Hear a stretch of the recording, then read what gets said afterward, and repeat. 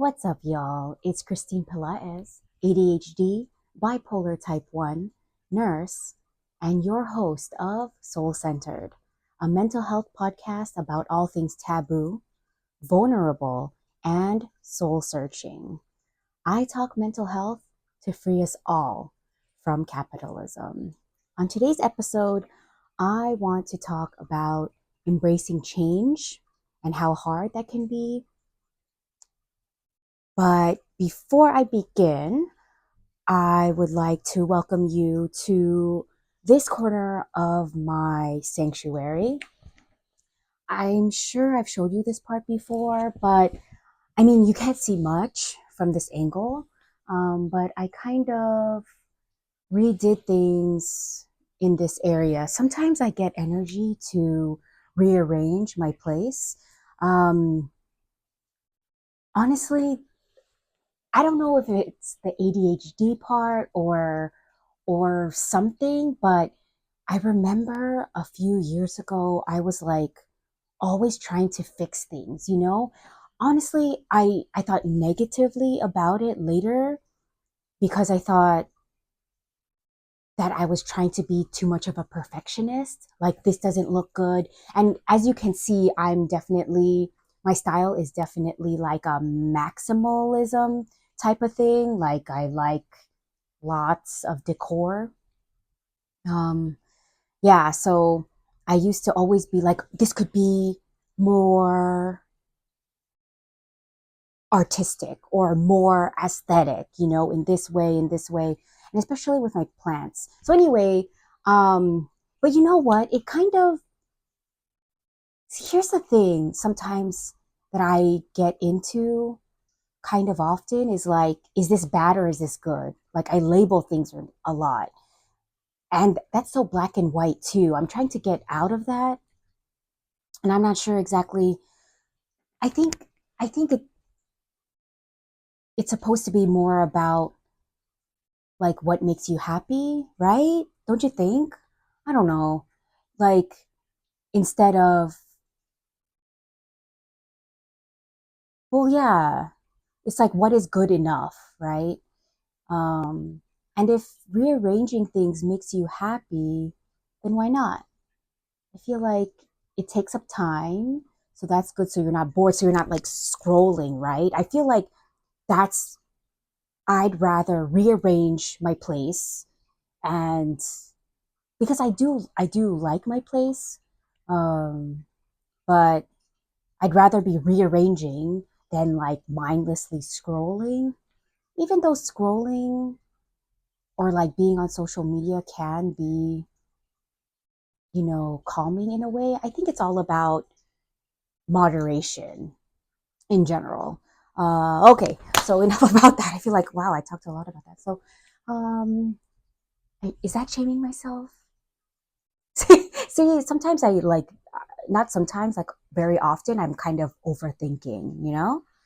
Okay, so I think you can see this. So, this is a type of orchid, and like I bought it for the foliage, for the leaves, because it's kind of cool looking. Um, it might be called lightning bolt orchid, but it's about to flower. I know you can't see it from where you are right now, but it's about to flower. So I might update you about it if I remember. See what it looks like. Maybe it'll be a cute little orchid, or I wonder if it's going to be orchid looking at all. We'll see. Um, yeah, so I also put this here, and this is a mini monstera. Makes me think of my friend Joyce who gave it to me. It's been growing, so you might not be able to see this, but this area of it, like internode, like in between the leaves, is very short because it was in the window getting a lot of light. And then I moved this plant to somewhere it wasn't getting that much light, and so you see how it's become more leggy, like the space in between the leaves or in between the nodes expanded, lengthened. Yeah. And then I'm very happy about this plant. This is a ZZ plant. They say that, a ZZ plant is is very easy, is oh, good in low light. What that really means, good in low light, it means that as it's dying in the low light, it looks good still. But that's not ideal for any plant to have low light, like no light, because the number one food of plants is light and then water. Without the light, then your plant's going to die. I learned that from the new plant parent, something Chang. Anyway, so yeah, this is my part. This is this part, and I just wanted to show that to you. Can you see this? This is an antique lamp. Yeah, I got kind of, I go through these phases where I become like obsessed with things. And so I was obsessed with like collecting ish antique lamps. So I have like one antique lamp. That's not an antique lamp. Another antique lamp that I don't really use that much. I should probably sell it. And then I have another antique lamp, like a Tiffany lamp with like stained glass lampshade. Yeah, that one's really beautiful. So, anywho, so that's that. I think I should say sorry I haven't been on recently. I think that's what's going to happen because, I mean, as in, I'm not going to be on with you in this way that much or that often because I have gotten, okay, so these are health updates as I usually do with you when we're together in this way on this podcast. So, work update. Work is fine. It's totally tolerable. Not, it is, there are busy times, but it is way more doable than where I used to be. Where I used to be, even though the work was the same, there were different variables there in a, and it was a much bigger place. Like our census was probably much higher. Census, do you know this word census? Our number of patients during the day was much higher. And so, yeah, and then we were open later. So closing later had its own difficulties, big difficulties. And yeah, okay. So I am in a much smaller outpatient infusion center. So smaller, like in literal size. So like the patients are much closer to a centralized nursing station. And so of course, you know, us nurses and yeah, us nurses, we get along. So then there's laughter that happens when we're not busy and we're talking with each other. So I asked this one patient that I had who had to work at or who had to work, who had to get care at my current infusion center and my prior infusion center. And my prior infusion center is very big. It was the biggest of all of the ones that we have because we have quite a few different units. Anyway, I asked him, like, do you have a preference? Do you have a preference of where you get your infusions? And he said, due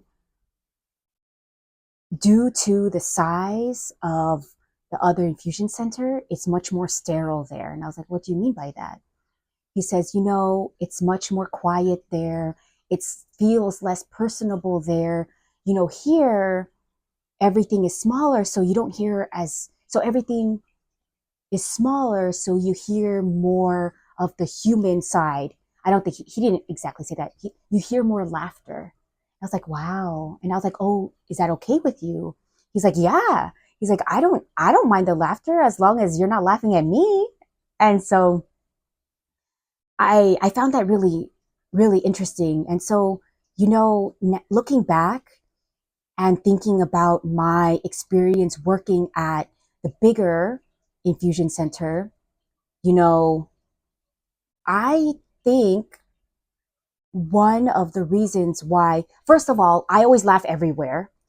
Like even at that big infusion center, I'd be laughing with my patients and like there's actually this one patient that said to me, like, oh, I know when you're working because I hear your laugh. And then it reminds me that everything's okay. I don't know if he exactly said those words, but something along those lines. Like, oh, Christine's here. Oh, good, she's laughing. Like, everything's. Anyways, it was really nice. And so, and that's a me thing, clearly. Like, I think I need laughter for me to be okay, if that makes sense. Like, I have a very, very low laugh threshold. Like, I laugh at everything, even at inappropriate moments. That makes me feel kind of, I mean, I could shame myself for that for sure. Um, but yeah, I find I, I tend to be very playful. And so, but I know how to be, and one of my worries is that I'm too playful, you know. But I'm very competent in what I do, and so and I hope that I have a good enough balance with being serious and being playful. Um, I never got told not to, so I think that's a good thing. Like someone said to me, if your supervisor hasn't said anything to you, then you're fine. And I was like, oh, okay, that's legit, right? Um, yeah. So anywho, we're talking about laughter and this patient. Yeah. So while I was able to find laughter, it in the big unit, I didn't I didn't have as much opportunity. Here it is, to share this joy and laughter with my colleagues because we were all so stressed out. We were all so stressed out and busy. So I agree with that insight from this patient that there's more laughter in my current smaller unit. And I think that's really insightful and can be applicable in general to when companies and the like expand, you know? Yeah. Okay. So I am happier here for sure. I mean, there are some drawbacks, but I mean, there's nowhere is perfect, right? Overall, my mental health is much better. That is the whole point, right? Of me going to another unit at all is because I had a mental health crisis. Um, and yeah, so I'm much better. So I'm much better now, and I am doing more now there. That's the point. Whoa, I'm very proud of myself right now that I got back to what I was trying to get at. So I am happier now, and I'm eating more. Someone said that to me, like, you must be happier now. And I was like, oh, I guess. But I mean, who wants to eat more, aka who wants to gain weight, right? Our society is very anti-fat. So that is ingrained in me. So anyway, there's that. Um I'm happier now. I'm doing more now. So I work 4 days a week, 4 10-hour shifts a week. And if I schedule it right, I could have 6 days off, 6 continuous days off in a row, and then I can travel, right? And not have to use PTO. So, um, I've, that has been my new goal, like once a month to schedule myself like that so I can go somewhere. This is a fear of mine because I used to be very go, go, go. I used to be very go, go, go and prone to overexerting myself and prone to burnout. I am acutely aware of this. And yet I worry that scheduling myself like this, like once a month, okay, the risk of burnout is in the scheduling, right? I would have to work 4 days in a row. Granted, one of them is a weekend day, and supposedly, theoretically, weekend days are supposed to be a little bit more chill. So anyway, so one of them is a weekend day, and then 3 days in a row, and then immediately the next day or the night of, or yeah, go on a trip, and then start a trip that may or may not be, more likely will be kind of hectic.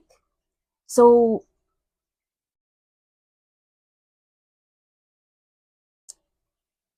in theory, I could go abroad for 6 days and just like do maybe one city, right? Because then you have to think about flying times and stuff like that. But lately, and by lately I mean like literally these past couple months is when I started traveling again. Um, Again, as in I used to travel a lot, right? And it was easier when, as a nurse working inside the hospital, working 3 days a week, right? So if you stack your days 3 days a week in the beginning, and but yeah, anyway, stacking yourself 3 days a week. I mean, working 3 days in a week inside the hospital is really, really, really, really challenging. So, and I think that led to more burnout, if anything, too. Anyway, um, yeah. So I used to do a lot of that, and now I'm trying, or I'm kind of getting back into it, and so now I'm thinking about, because people who love nature, I feel like it's very common for us in the United States to want to hit up all the national parks, right? If you make that your life goal, your life is going to be very fulfilled with incredible nature, right? Like, traveling the world is amazing, but it's a privilege, right? And traveling within the US is costly within itself, right? So I've been getting back into visiting the national parks, trying to knock them off my list, or the list. Yeah. So that's what I've been doing, getting back into. And so I wanted to tell you about.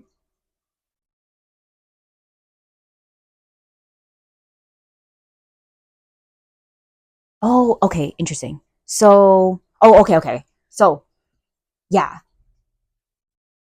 traveling is what I used to do, and it used to be a lot, and I used to like pack things in, and I'm similarly doing that. Like, I'm kind of doing that same thing in a way, right? But I feel like my energy is up. And I wonder if this is hypomania. That's something kind of in the back of my head. Am I in hypomania, or am I just becoming myself and becoming myself, like getting comfortable, and being willing to do things, right? I used to be scared. Do you guys remember this? Like when I was like really, I was really fearful of getting anxiety attacks. See, it's because I'm now gaining my confidence back, because I am dipping my toes. Like last a few weeks ago, a couple weeks ago, I did this whirlwind of a trip to Great Basin National Park, the only national park in Nevada. And so, literally, in just a weekend, right? I worked on Friday and I worked on Monday and did that. Lots of driving. When you're on a national park tour, you do lots of driving. So, I was worried.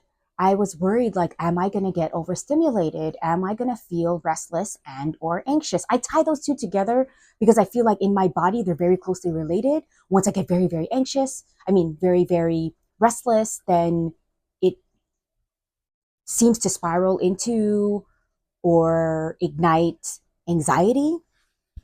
I got prescribed propranolol. So propranolol, its primary indication is for blood pressure, to lower your blood pressure. Yeah, so my psych nurse practitioner prescribed me that, and I haven't taken it. I feel like and I told her that I haven't taken it because I haven't, the restlessness hasn't been that bad. So yeah, it did comfort me having it on the trip. So that was good. Uh, yeah. So dipping my toes into what could be overstimulation of a trip, right? There were very many opportunities in my mind for me to get overstimulated, but I didn't. I didn't. It was fine. It was totally doable. I'm very proud. Oh, see, and okay, so you may ask, how did I do that? How how do how is it possible, right? I do firmly believe that being aware of your body, being present with the body is critical in knowing where your limits are. So I was like, okay, how am I feeling? I would check in with myself. And then, like, for example, at the end of the trip, I really wanted to get, I really wanted to get into the Salt Lake, the Great Salt Lake, right? And then float because it was so salty. So if the salinity is high, you can just float in, body of water. So I really wanted to do that, but my it was cutting it too close. I was like, that's stressful. And that's when I made that decision, like, no, I'm not going to do it. And I'm proud of myself for doing that. Like, even though I wanted to do it, I knew that it was going to be too much for me. And yeah, that's it. And so I ended up going to a brewery instead, and I got a beer. And so I lately have been like a monk, okay? Like no substances because it's known, it is not recommended to take mind altering substances because it can trigger mania. And I don't want mania because mania can trigger depression. So I was like, no, I'm not going to do it. And then this one uh actual guy that I went on a date on, he actually was a psychiatrist, and he said, "Well, it's all about risk, you know? Like anything you do, even stress can trigger mania. So it's about risk. It's like, what kind of risk are you trying to take and like what amount?" And so anyway, he put it in a way that made me feel a little bit better about it because I was literally grieving not being able to drink, among other things. So yeah, I was pretty sad about that. Um, so yeah, so now I have reintroduced drinking a little bit, and I have been okay. Um, I heard, and I didn't look this up for myself, that now there is no amount of alcohol that is reasonable. So alcohol might be just like a legitimate toxin. So there's that. Um, okay, so that's that. Yeah, I found my boundaries. I didn't get into the salty water, and I just chilled instead. And it was nice. It was nice to just chill, right? I was just like at a brewery, sitting outside, chilling before my flight, right? Yeah, it was good. Instead of go, go, go, instead of like try to fit in this swim. Yeah, that seems, yeah. And I think it was also because it was a swim, it was like, oh, I'm going to get wet. I have to change and blah, blah, blah. So, um, yeah. Okay. And now I want to get into the topic, embracing change. So, as you can tell, I have made traveling my new hobby. Not my new hobby, but like my current hobby, right? And for a while before I was like, you know what, I'm gonna start traveling again, I was like getting down on myself, kind of shaming myself for being boring. Like, oh my God, I'm so boring now. I literally thought that. And apparently it's such a thing. Well, it's especially such a thing like once you become stable from your mania. Because when you're manic, oh my God, energy's through the roof, doing all the things, right? And your confidence is also through the roof. So you're like doing all the things and you think you're so bomb, right? Um,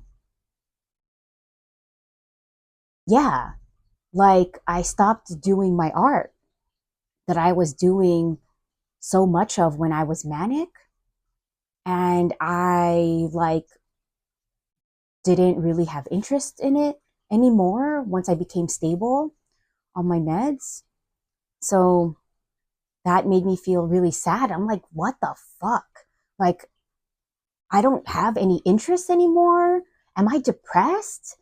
And I told my psych NP that, and she was like, and then I started talking about, you know, I'm considering getting back into climbing because I think that would be good health. And yeah, and I went climbing with my friend the other day and it was fun. Like I still like it.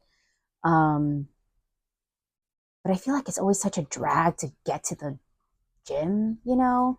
And then I always worry about with bouldering, like my shoulder isn't my shoulder got tweaked before, and and then like getting a partner to get on the ropes is always a thing. So what you can do, right? Like at the climbing gym, when you want to get on the ropes, when you want a top rope, is you could stand at the front and tell the staff that you want a partner for top rope, and then you just stay there. You're like, is someone gonna match with me? I mean, not match with me, but you know what I mean. Is someone gonna come and want to climb with me? I've never done that. Or did I? No, I did. I did. I think, but I was on the other side. Like I went up to be like, yeah, I'll climb with you, you know? So anyway, that's another thing for me to tackle, if that makes any sense. Okay. So climbing, and then I told her that I also I forgot what else. But another thing was like the traveling. And she was like, it sounds like you do have hobbies. It's just that they've changed, you know, and that's okay. And I was like, oh, yeah. Like, that's okay. And she was like, I would be more concerned that you were depressed if you didn't have anything that you liked, but you do. And they're just different than what they used to be. I was like, oh yeah, that's true. And that's so on point with me. It's like I get so into something. Like it's all my like that's my shit, you know. I'm doing this thing. And I want to be really good at it. I don't know if that's really true. But I'm doing this thing. And then it's like, I'm over this thing. I want to do this new thing. Yeah. Oh my gosh. Yeah. So, um, yeah, that's my new thing now is like embracing change. And then, I mean, there's only so many things you can do, right? Like at one time, like in one period of time. So, yeah, I'm into that. And what else? Oh, I've been into walking more. Yeah, my sister and I walk. I've been into hiking more. That's the thing. I've been into hiking more. So,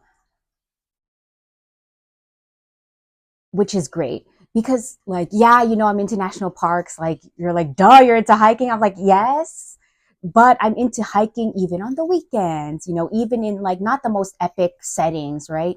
Um, my one friend used to be like, "You're into adventure," like because I wasn't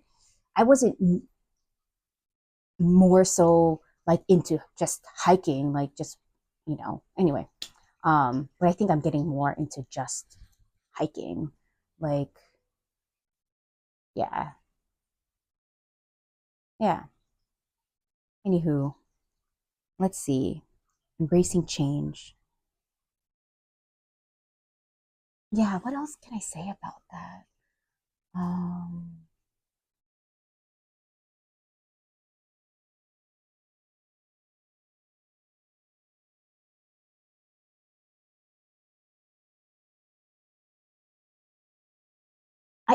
I think also too, there's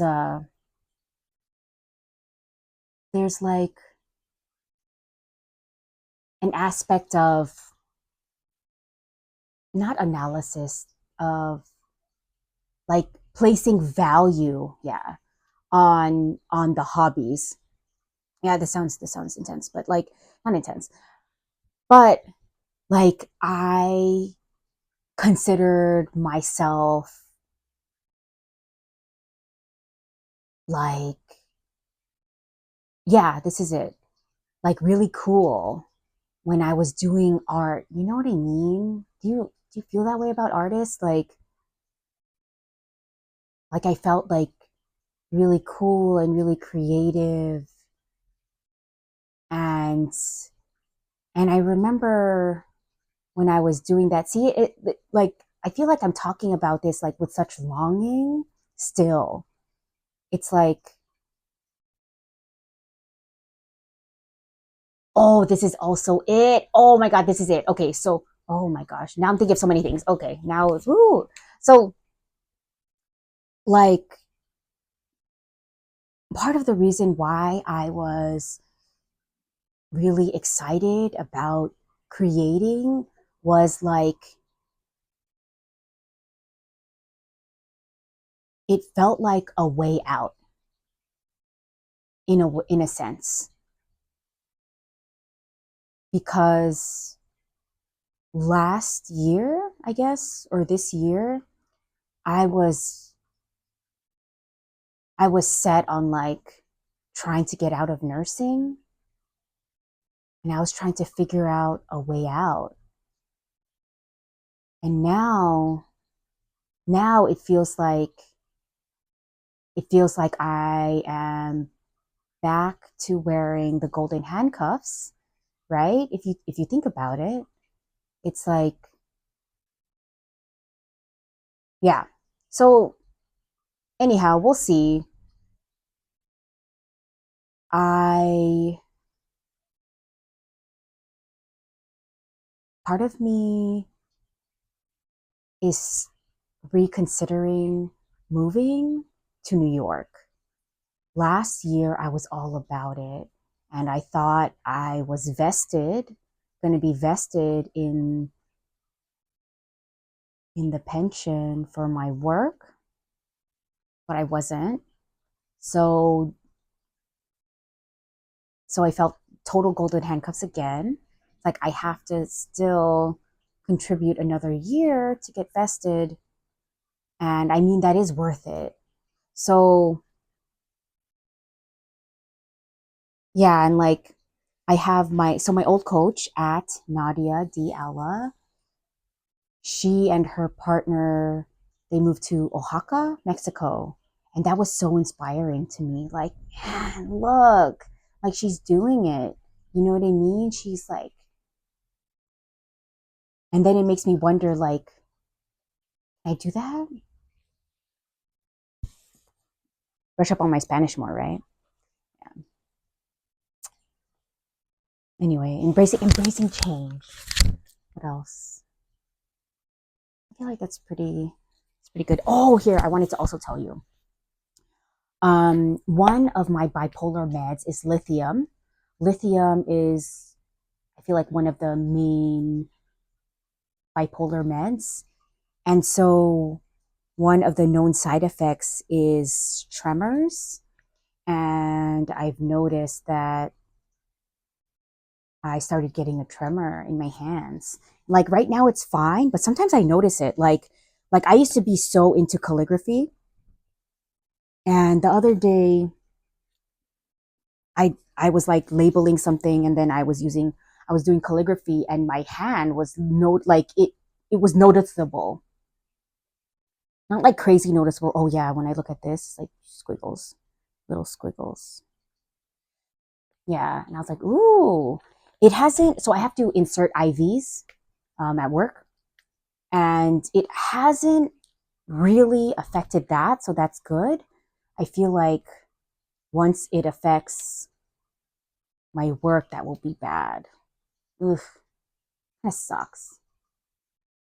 It's like now I'm like waiting for the ball to drop, or or whatever the saying is. But yeah, so many things to consider. I'm also I'm also on a lot of meds, right? Like, let me list them off for you. So for my bipolar, I am on lithium, 2 tablets. I'm on Latuda, 1 tablet. Uh, for my anxiety, I'm on Lexapro, 1.5 tablets. And I'm on propranolol for restlessness and anxiety as needed. Um, so I bring that with me sometimes. I should bring it with me all the time, but um, and then and then I take other supplements. So yeah, like, and the Latuda, I have to take it with a meal, like a full meal. They say at least 300 calories or 250, I think 300 calories. And so I do it with dinner because Latuda used to make me feel it. Latuda was the one that made me feel more restless, and I think it's like a kind of a known side effect. Um,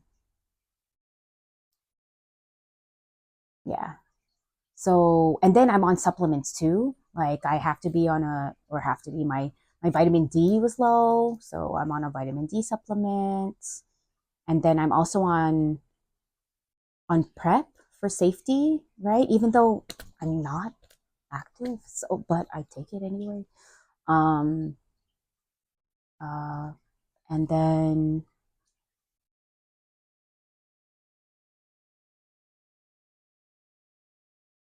what else?